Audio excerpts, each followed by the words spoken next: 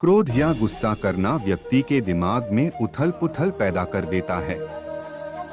आवेश में विवेकहीन होकर कई बार व्यक्ति अपना ही नुकसान कर बैठता है या फिर अपनी ही मानसिक शांति को भंग करके खुद को कष्ट देता है। क्रोध की अग्नि में बुद्धि और तर्क नष्ट हो जाते हैं और व्यक्ति बिना विचार किए बस अपने अहम की तुष्टि करने वाले काम करता है। गुस्सा व्यक्ति की विचार शक्ति को पंगु बना देता है और भ्रम पैदा करता है। मन का स्वभाव है कि ये आसानी से भटक जाता है। अगर जीवन को सफलता की दिशा में ले जाना है तो मन को काबू करना बहुत जरूरी है। श्री कृष्ण कहते हैं कि बार बार प्रयास करने से धीरे धीरे चंचल मन को वश में किया जा सकता है। मन को वश में करने से दिमाग की शक्ति केंद्रित होती है, जिससे कार्यों में सफलता मिलने लगती है। अगर मन को वश में नहीं करोगे तो ये आपका सबसे बड़ा शत्रु बन जाता है। इस संसार में ईश्वर कई रूपों में जाना जाता है। इनमें से कोई भी रूप बड़ा छोटा नहीं है। परमात्मा का हर रूप समान है। जैसे हर नदी अंत में सागर में जाकर मिलती है, वैसे ही हर धर्म, मत और संप्रदाय की धाराएं परमात्मा रूपी समुद्र में समा जाती हैं। यह संसार परमपिता का ही स्वरूप है, वो हर कण में विद्यमान है।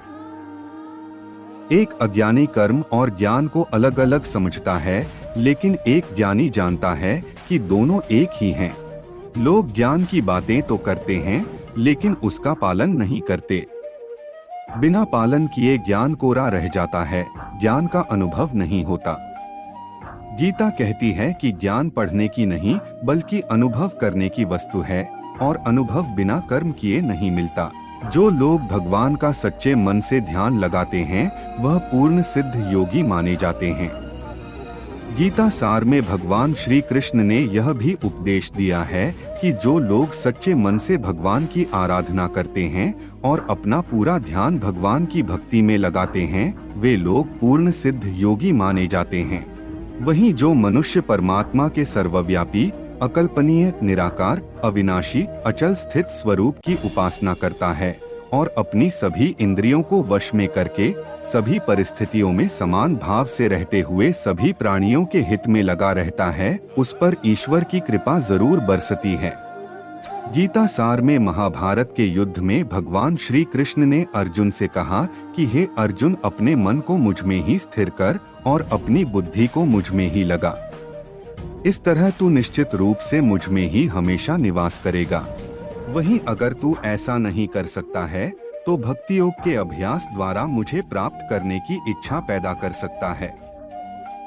इस तरह तू मेरे लिए कर्मों को करता हुआ मेरी प्राप्ति रूपी परम सिद्धि को प्राप्त करेगा।